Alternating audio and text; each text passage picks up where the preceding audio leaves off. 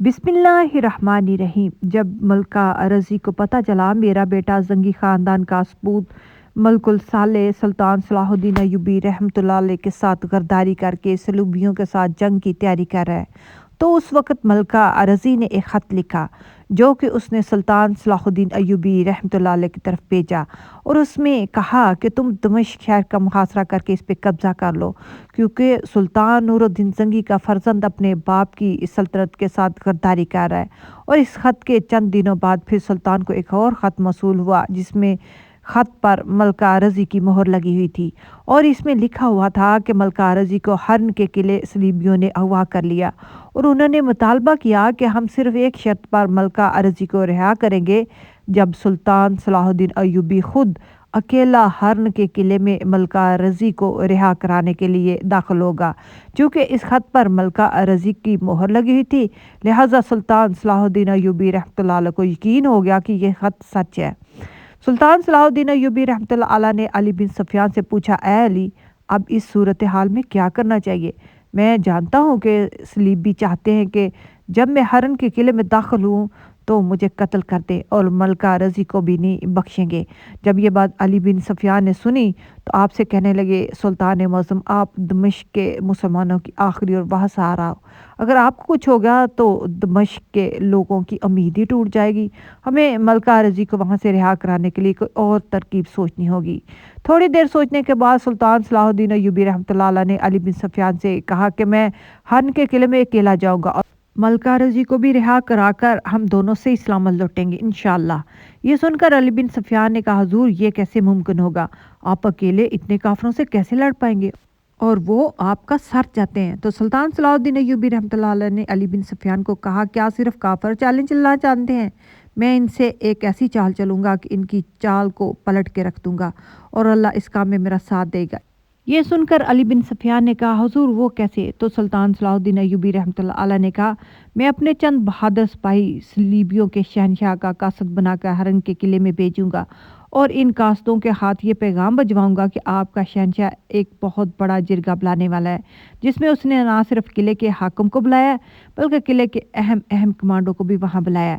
لہٰذا جب وہ پیغام قلعے کا حاکم سنے گا تو فوراً اپنے تمام کمانڈوں کے ساتھ اپنے شہنشاہ کی طرف نکل جائے گا، اور مجھے پتہ ہے کہ اس کے بعد وہ قلعہ طاقت کے لحاظ سے بہت کمزور ہو جائے گا، اور میں اس دوران اس قلعے کے اندر داخل ہو جاؤں گا اور ملکہ رضی کو رہا کرا کے واپس لاؤں گا۔ جب یہ بات علی بن سفیان نے سنی تو بڑا حیران ہوا اور کہا کہ سلطان معظم، بے شک ان کافروں سے لڑنے کے لیے آپ جیسی عقل مندی اور حکمت کی ضرورت ہوگی۔ لیکن ناظران گرامی، یہاں ایک سوال پیدا ہوتا ہے کہ آخر یہ ملکہ رضی کون تھی، اور آخر اس کے ساتھ سلطان صلاح الدین ایوبی کا ایسا کون سا رشتہ تھا جس کی وجہ سے سلطان صلاح الدین ایوبی رحمۃ اللہ علیہ اپنی جان کو داؤ پہ لگانے کے لیے تیار ہو گیا اور ملکہ رضی اپنے سکے بیٹے کے خلاف ہوگی، جبکہ سلطان صلاح الدین ایوبی رحمۃ اللہ علیہ پہ مکمل بھروسہ کرتی تھی؟ آخر ملکہ رضی کا تاریخ میں کیا کردار ہے، اور ملکہ رضی نے کون کون سے کارنامے سر انجام دیے ہیں؟ یہاں مختصر سا تاریخ کے اوراق کو خریدیں گے۔ دوستو، ملکہ رضی سلطان نور الدین زنگی رحمۃ اللہ علیہ کی بیوہ تھی، جس نے اپنے بیٹے ملک الصالح کے خلاف لڑ کر سلطان کا ساتھ دیا۔ سلطان نور الدین زنگی کی وفات کے بعد ان کی بیوی ملکہ رضی نے عظیم کردار سے دل چونک اٹھتا ہے کہ یہ کوئی عام خاتون نہیں بلکہ ایک بہت بہادر، ہوشیار سپہ سالار تھی۔ غلام ذہن، مفاد پرست امراء کے آغوش میں پلنے والے اکلوتے بیٹے الملک الصالح کی حالت موت کی خبر دے کر بیٹی شمس النساء معافی دلوانا چاہتی تھی، تو ملکہ رضی خاتون اپنی ممتا کو خبر دیتی کہ یہ میرا بیٹا کیوں کر ہو سکتا ہے جو میرے خاوند کے دشمن صلیبیوں کے غلام بن کر صلاح الدین ایوبی کا دشمن بنا پھرتا رہتا ہے۔ یہ وہ خاتون تھی جس کی عظمت کی گواہی صلاح الدین ایوبی نے اس وقت دی جب 10 اکتوبر 1187 کو بیت المقدس میں فاتح کی صورت میں داخل ہوا اور زنگی رحمۃ اللہ علیہ کی بنائی ہوئی ممبر مسجد اقصیٰ میں رکھی۔ یقیناً محاذوں پر مورچے سنبھال کر جنگ لڑتا رہا، جبکہ ملکہ رضی گھروں کے مورچوں پہ جنگ لڑتی رہی۔ کتاب میں رلا دینے والا مسلمانوں کے بے اتفاقی کے سلطان نور الدین زنگی رحمۃ اللہ علیہ جیسے بہادر، جو رسول اللہ صلی اللہ علیہ وسلم سے اسے خواب میں اپنی قبر کی حفاظت کرنے کا فرماتے ہیں ان کا بیٹا نااہل اتنا کہ ساری عمر صلیبیوں کے لیے صلاح الدین ایوبی کے خلاف جنگ لڑتا رہا، وہی بات کہ زندہ سے مردہ جنم لیتا ہے۔ آخر میں ان صلیبیوں نے کئی دفعہ دھوکے دیے اور ہمیشہ یہی کہتے رہے، لیکن ان مفاد پرست عمرا کو عقل نہ آئی۔ اللہ تعالیٰ نے ان سب کو صلاح الدین ایوبی کی رعایا بنایا اور سلطان صلاح الدین ایوبی نے 10 اکتوبر 1187 27 رجب 583 کی ہجری کو بیت المقدس فتح کر کے اپنے محبوب سلطان نور الدین زنگی کی وصیت کے مطابق ان کی بنائی ہوئی خوبصورت منبر بیت المقدس میں نصب کر دی۔ یہاں سلطان تمام اداسیاں بھول کر خوشی سے جھوم اٹھا۔ سلطان صلاح الدین ایوبی فرشتہ صفت عظیم بہادر انسان تھا، ہمیشہ کے لیے زنگی خاندان کے لیے دل سے خیر خواہی رکھتے تھے، لیکن زنگی خاندان تھا کہ سمجھ ہی نہیں رہا تھا سوائے اس کی عظیم بیوی رضی کے۔ سلطان صلاح الدین ایوبی رحمۃ اللہ علیہ جب حلب فتح کرتے ہیں تو ملک سالہ اپنی بہن شمس النساء اس کے درمیان میں بیچتا ہے۔ وہ صلاح الدین ایوبی سے معصوم زبان سے کہتی ہے، میرا بھائی آئندہ آپ سے کبھی بھی جنگ نہیں لڑے گا، چچا ہمیں حلب اور قلعے میں رہنے دیجیے۔ ایوبی کہتا ہے کہ تم زنگی کی بیٹی، میری بیٹی، آپ کو حلب اور قلعہ دے دیا، تمہاری ماں میری ماں ہے۔ جس شہر کو سلطان صلاح الدین ایوبی رحمۃ اللہ نے حاصل کرنے کے لیے سردیوں کے دن رات 38 دن محاصرے کیے رکھا، اور اس شہر کو فتح کرنے کے بعد سلطان نے صرف ایک درخواست پر سلطان نور الدین زنگی کی بیٹی کے حوالے وہ شہر اور قلعہ کر دیا۔ دوستو، آخر سلطان نور الدین زنگی کے ساتھ سلطان صلاح الدین ایوبی رحمۃ اللہ علیہ کا اتنا لگاؤ کیوں تھا؟ اور جہاں ملکہ رضی اور سلطان صلاح الدین ایوبی کا ذکر ہو، وہاں سلطان نور الدین زنگی کا ذکر نہ ہو تو وہ تحریر مختصر رہ جاتی ہے۔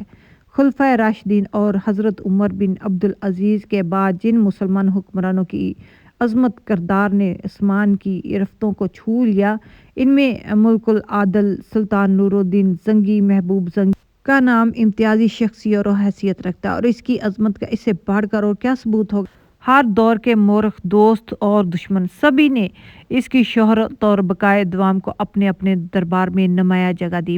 بعض مورخین نے خلفائے راشدین کے تمام فرمان رواں اسلام میں ان سب سے بہتر قرار دیا۔ نور الدین زنگی فروری 1811 میں پیدا ہوا اور 1146 سے 1174 تک 28 سال حکومت کی۔ اس نے عیسائیوں سے بیت المقدس واپس لینے کے لیے پہلے ایک مضبوط حکومت قائم کرنے کی کوشش کی، اور مقصد کو حاصل کرنے کے لیے گرد و نواح کی چھوٹی چھوٹی مسلمان حکومتوں کو ختم کر کے ان کو اپنی مملکت میں شامل کر لیا۔ مصر پر قبضہ کرنے کے بعد نور الدین زنگی نے بیت المقدس پر حملہ کرنے کی تیاری شروع کر دی۔ بیت المقدس کی مسجد میں رکھنے کے لیے اس نے اعلیٰ درجے کا ممبر تیار کروایا۔ اس کی خواہش تھی کہ بیت المقدس کو فتح کرنے کے بعد وہ اس ممبر کو اپنے ہاتھوں سے رکھے گا، لیکن اللہ تعالیٰ کو یہ منظور نہیں تھا۔ نور الدین ابھی حملے کی تیاری نہیں کر رہا تھا کہ زنگی کے حشیشن نے زہر دے دیا، جس سے ان کے گلے میں سوزش پیدا ہوگی، جو کہ ان کی موت کا باعث بنی۔ 15 مئی 1174 عیسوی کو ان کا انتقال ہو گیا۔ انتقال کے وقت نور الدین زنگی کی عمر 58 سال تھی۔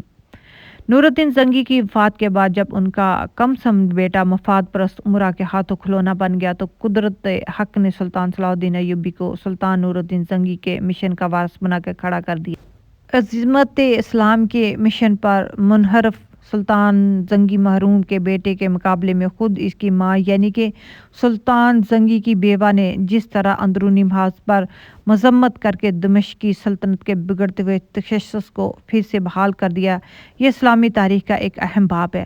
سلطان نور الدین زنگی کی وفات کے بعد ان کی بیوہ کے مثالی تاریخی کردار کو ایک خاص مقام حاصل ہے۔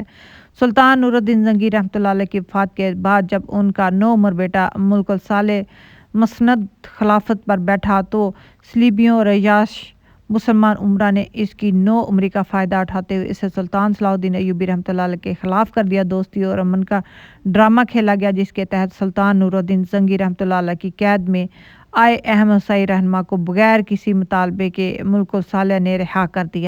ان سرگرمیوں کو دیکھتے ہوئے سلطان نور الدین زنگی رحمۃ اللہ علیہ کی بیوہ نے اپنے ہی بیٹے کے خلاف مصر میں سلطان صلاح الدین ایوبی رحمۃ اللہ کو خط لکھا اور دمشق کی خلافت پر قبضہ کرنے کے لیے مشورہ دیا۔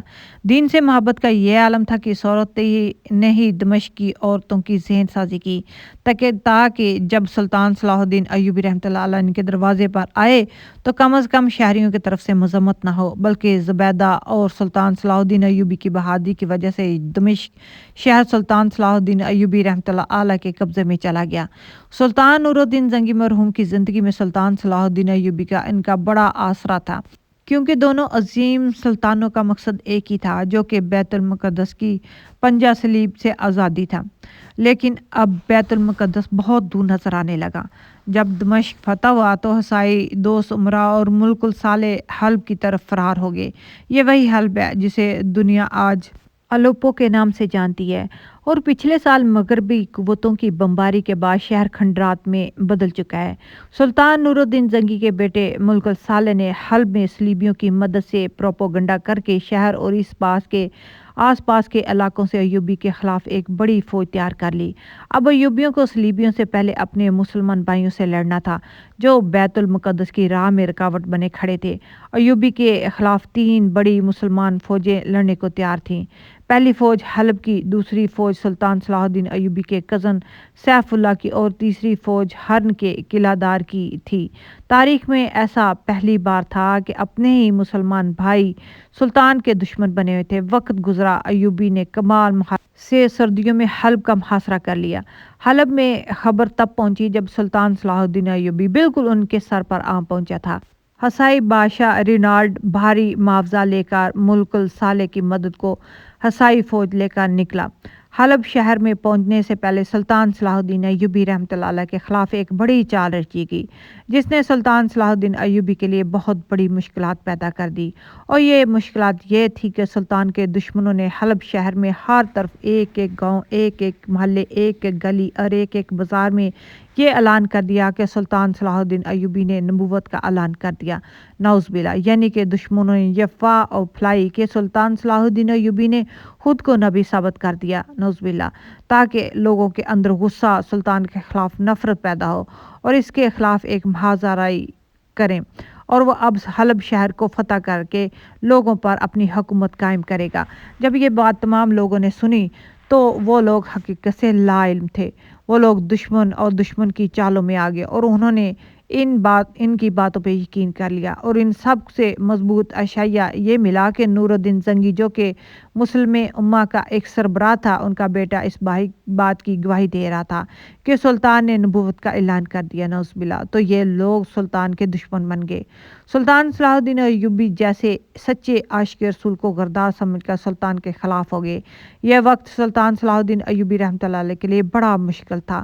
یوں حلب کے مسلمان بھی سلطان صلاح الدین ایوبی کے خلاف خوب جگرے سے لڑے۔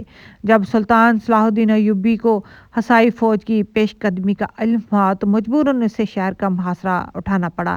یہ پہلی بار تھا کہ ایوبی اپنے کسی منصوبے میں کامیاب لوٹا تھا۔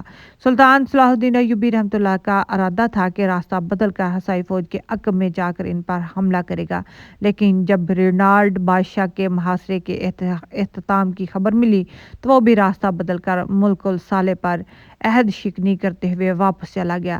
اب تینوں مسلمان فوجوں نے مل کر سلطان صلاح الدین ایوبی رحمۃ اللہ علیہ پر حملہ کرنے کی ٹھانی۔ سلطان صلاح الدین ایوبی نے پھر بہترین جنگی چال چلی اور ان فوجوں کو حلب سے کچھ دور ایک پہاڑی سلسلے میں لا کر لڑنے کا فیصلہ کیا۔ ایوبی نے اپنی فوج کو ایک پہاڑی سلسلے میں ایک دور کے باہر خیمہ زن کر دیا۔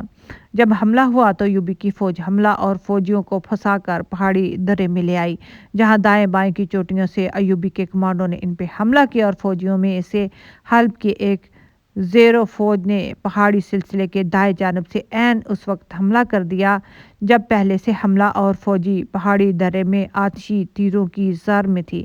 ایوبی نے جنگ کی پلاننگ کے وقت اس طرف سے حملے کے پہلو پر غور تو کیا تھا، لیکن فوج کی کمی کے باعث اس کے بارے میں کچھ بھی کرنے سے قاصر تھا۔ یہ حملہ جیتی ہوئی بازی کو شکست میں بدلنے کے لیے کافی تھا، لیکن عین اسی وقت 500 گھوڑا سواروں کا دستہ کہیں سے مدد کو آن پہنچا۔ جس میں 400 خواتین تھیں اور 100 مرد تھے۔ تاریخ نے یہ منظر پہلی بار دیکھا۔ سلطان صلاح الدین ایوبی رحمۃ اللہ علیہ کو، جو کہ قوم کی بیٹیوں کو میدان جنگ میں لڑنا مایوس سمجھتا تھا، اس نے انہیں جب واپس پلٹنے کو کہا تو انہوں نے صاف انکار کر دیا۔ ایک مرد نے ایوبی کو ایک خط دیا جو سلطان نور الدین زنگی کی بیوہ کا تھا، اور اس میں لکھا تھا کہ میرے بھائی، میرے بیٹے ایوبی، میں جانتی ہوں کہ تم بیٹیوں کو میدان جنگ میں جانے کے حق میں نہیں، لیکن اگر تم نے انہیں واپس بھیجا تو دمشق کے مسلمانوں کے دل ٹوٹ جائیں گے۔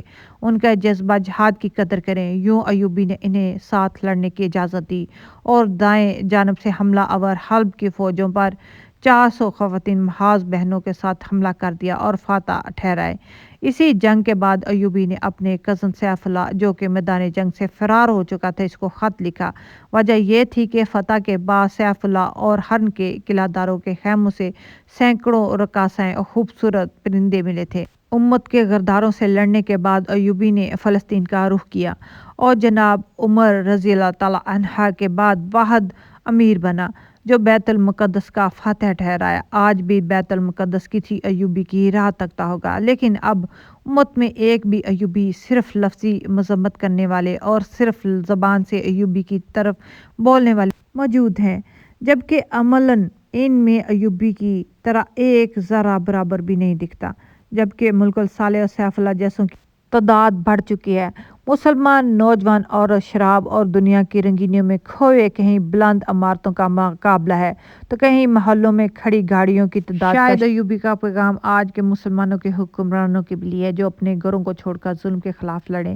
الغرض پھر سلطان صلاح الدین ایوبی رحمۃ اللہ نے اپنے 3 ماہر جاسوسوں کو اپنے پاس بلایا اور ایک خط تیار کیا جس میں اس نے سارا دعوت نامہ لکھا ہوا تھا۔ سلطان کے جاسوس سلطان صلاح الدین ایوبی رحمۃ اللہ کی طرح بہادر، عقلمند، بہت ہی پھرتیلے تھے، لہٰذا انہوں نے بغیر کسی شک و شبہات کے بعد سلطان کا پیغام ہرن کے قلعے میں حاکم تک پہنچایا۔ جب ہرن قلعے کے حاکم نے یہ پیغام سنا تو فوراً اپنے سپاہیوں کے ساتھ شہنشاہ کے محل کی طرف روانہ ہو گیا۔ ادھر سلطان صلاح الدین ایوبی رحمۃ اللہ علیہ تیار تھا۔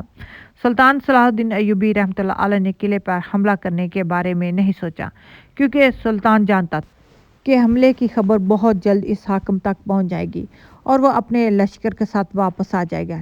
لہٰذا سلطان خود اکیلا ہرن کے قلعے میں داخل ہوا اور ملکہ رضی کو چھڑا کر واپس آ گیا۔ جب یہ بات حاکم تک پہنچی تو یہ پیغام شہنشاہ کی طرف سے نہیں بھیجا گیا تھا، یہ صرف ہمیں بیوقوف بنایا گیا تھا۔ یہ صرف سلطان صلاح الدین ایوبی رحمۃ اللہ علیہ کی چال تھی، کیونکہ سلطان کو کیسے پتہ چلا کہ میں شہنشاہ کی طرف جا رہا ہوں۔